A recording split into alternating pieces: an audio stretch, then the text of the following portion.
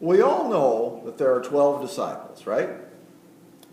So how many of them can you name?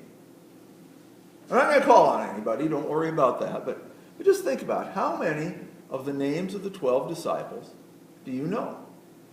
Some of you probably know them all. Some of you probably learned them in Sunday school or in confirmation or someplace, and you still remember them. I'm pretty sure my mom could probably rattle off all 12 names. But in all honesty, I cannot. I never had to memorize them. I never bothered to. But there are some, of course, that we could all think of. We'd think of Peter. We'd think of James and John. Of course, Judas, for not very good reasons. But after that, it gets a little tougher. Maybe we'd come up with Philip. Maybe Thomas. We remember doubting Thomas. Then after some thought, maybe we could come up with one more. Andrew.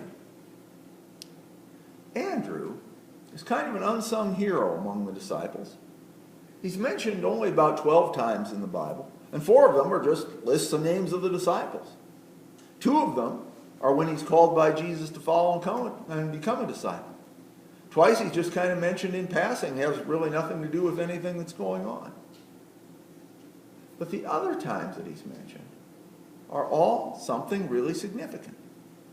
Andrew may not do a whole lot, but when he does, it always leads to something that turns out to be really important. One of the times Andrew's mentioned is in the story of Jesus feeding the 5,000. Maybe you remember how that went. Andrew is the one who finds the boy with the 5 loaves and the 2 fish. He's the one who brings that boy to Jesus.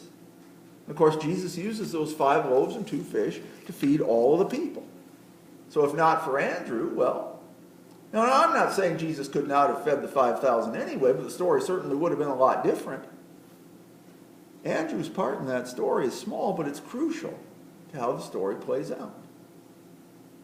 Another time, there are some Greeks who want to talk to Jesus, and they tell Philip about it.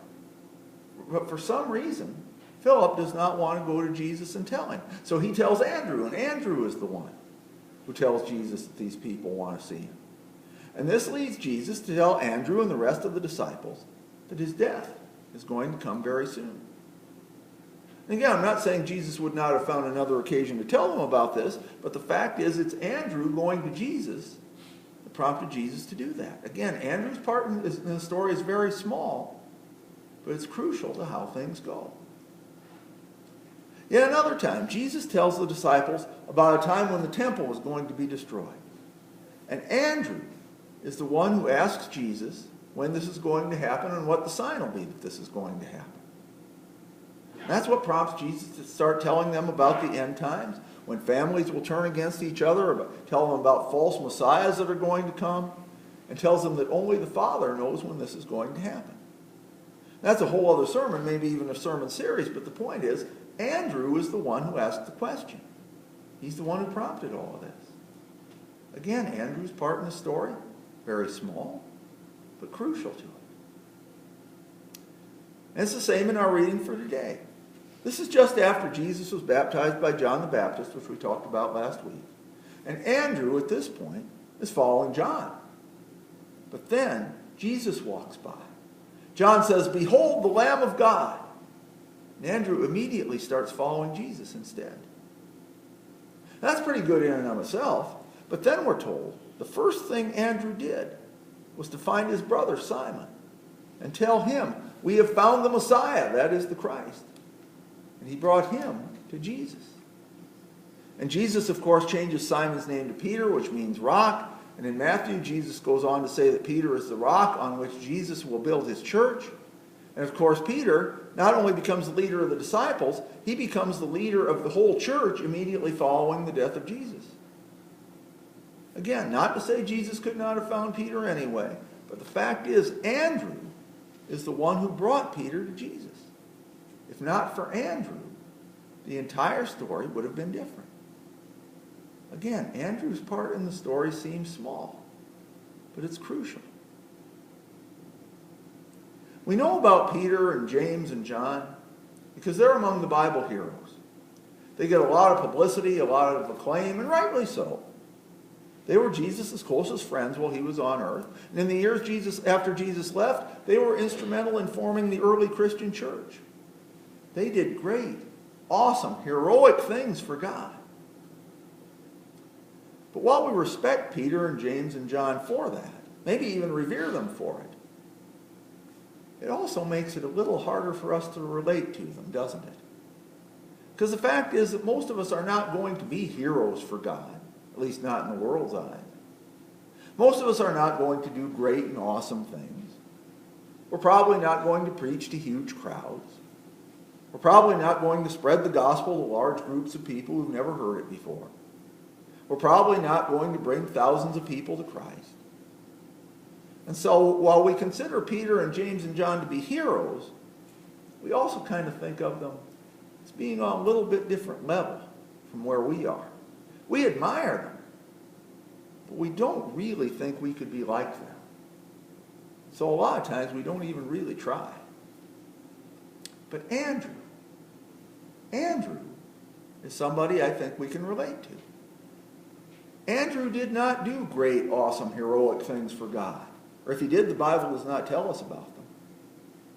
Andrew did small things. They were crucial things. Andrew may have not have brought thousands of people to Christ.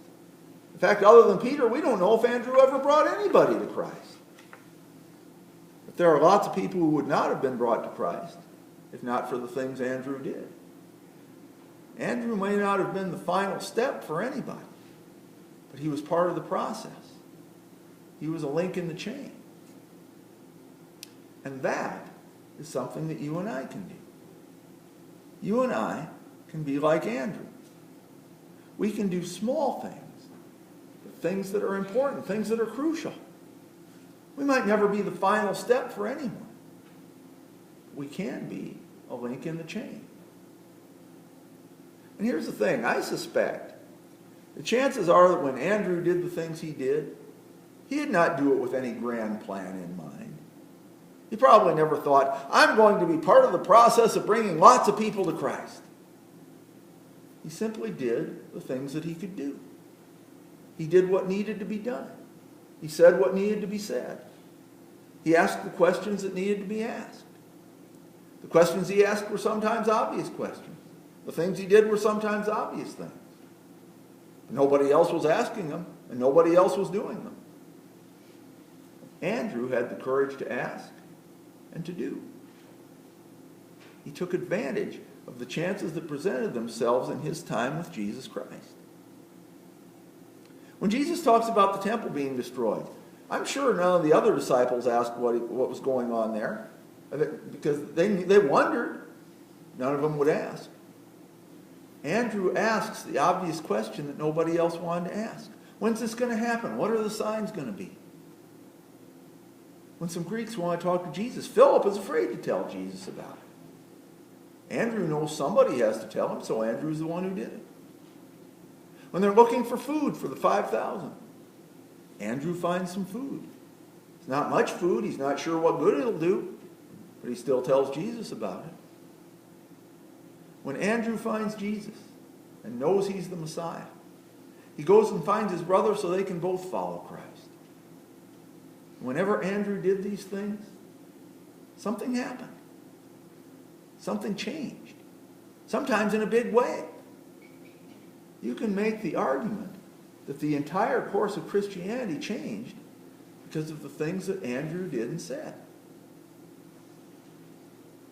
God may have called you to do something big and heroic. God does that sometimes. That's not how it works for most of us. Most of us will never be a Peter or a John or a James. But each of us can be an Andrew.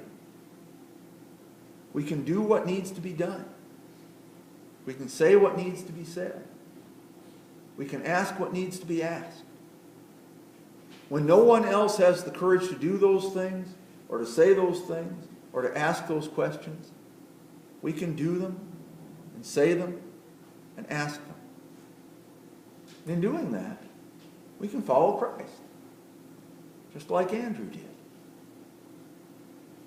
You and I might bring people to Christ, or we might not.